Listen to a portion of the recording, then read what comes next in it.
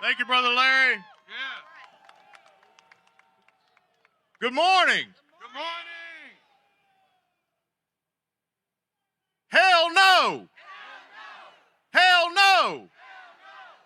Hell no. Let me start by thanking Brother Brown and Branch 24, as well as the other NALC branches in the area that have joined us, and our brothers and sisters from across the labor movement, including my friend and brother Everett Kelly, the president of the American Federation of Government Employees, who we are in the trenches with, fighting like hell every day. So I'm going to ask you a lot of questions this morning.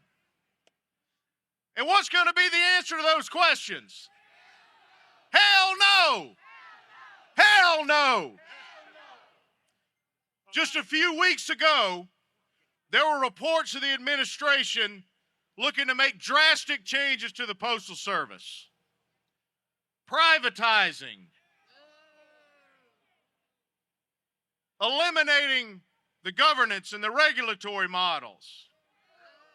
So we are here this morning in Los Angeles and in hundreds of other locations around the country to send one strong message. And our answer to that is what? No. Brothers and sisters, this is an attack. Yes.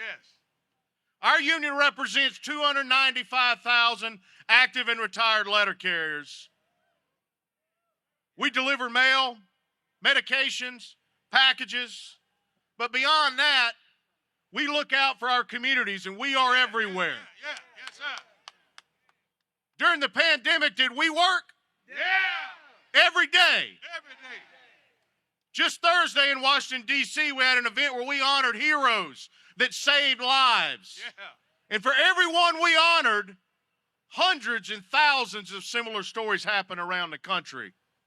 So make no mistake, this is an attack on us. And what do we say to attacks on us?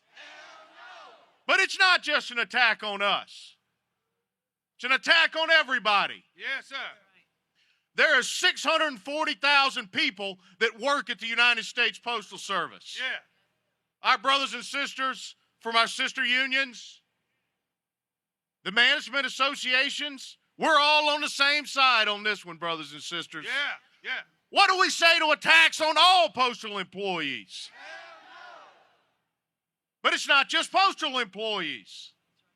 There are nearly 8 million jobs in this country tied to the United States Postal Service. Yes, sir. This is an attack on 8 million jobs. And what do we say to those attacks? But it's not just jobs. Have you heard the economy is doing some strange things recently?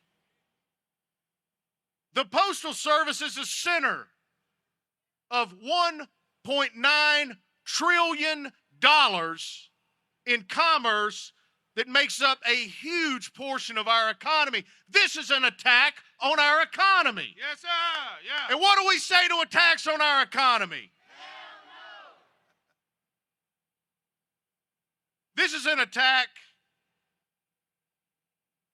really, specifically, on 51 million people in this country that live in rural areas. Yes, sir. Because a privatized postal service, they deliver where it was profitable, but they wouldn't deliver where it's not profitable. Wow. And we deliver every day, no matter where someone is, for the same price. Yeah. So what do we say to attacks on the 51 million Americans that live in rural areas? But even beyond those 51 million people, there are over 300 people that live in the United States of America that depend on the Postal Service every single day. Yeah. And you know, we had an election in November, and some people voted for President Trump. Some people voted for Vice President Harris. Yeah. Some people voted for other candidates. But you know what none of them voted for? To dismantle the Postal Service. So what do we say to attacks on the 300 million plus people that rely on the Postal Service every single day? You know, I think this administration that is considering these actions, they may need a little history lesson. And history matters in this country. Yeah. So let's do that. The United States Postal Service is older than the United States of America. Yes, sir. Yeah. In July of this year, we will celebrate the 250th anniversary of this postal service. Yeah. Yes, sir.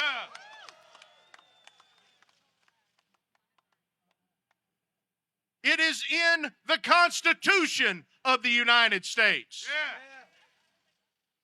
Yeah. And this threat of an executive order is not just an attack on everyone we've talked about already. It's also illegal because that very same Constitution grants only the United States Congress the authority to make such a change. Right, sir.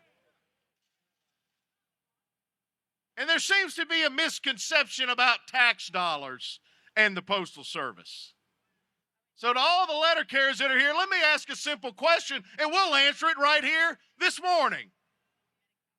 Is the United States Postal Service funded by taxpayers? No.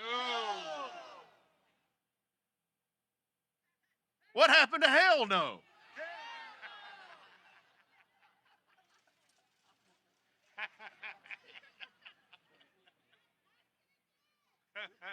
So our history lesson is complete.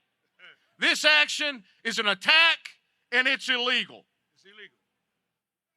So we're here to let them know. Hell no, we won't go. Yeah. Go. We're here to let them know. It's early. We're here to let them know. Yeah. Go. We're here to let them know. No, we won't go. So when they illegally try to privatize us, we say, No, we won't go. when they attack letter carriers, we say, Hell no, we won't go. when they attack our service, what do we say? Hell no, we won't go. What about when they attack all postal employees? Hell no, we won't go. Or when they attack all federal workers? Hell no, we won't go. Or when they attack the 8 million jobs in this country that depend on us? Hell no, we won't go. What about when they attack this massive part of our economy? Hell no, we won't go. Or the 51 million people that live in rural areas and depend on us? No, we won't go. Are we funded by taxpayer dollars? So what do we say today? Hell no. What are we going to say tomorrow? Hell no. What about Tuesday? Hell Next week? no. Hell no. What about in April? Hell What about May? no. Hell Are no. we going to stop? Hell no. Are we going to stop? Hell no. Thank you, brothers and sisters. All right. My man. Bless you, brother. Yes, sir. Yes, sir. Good job.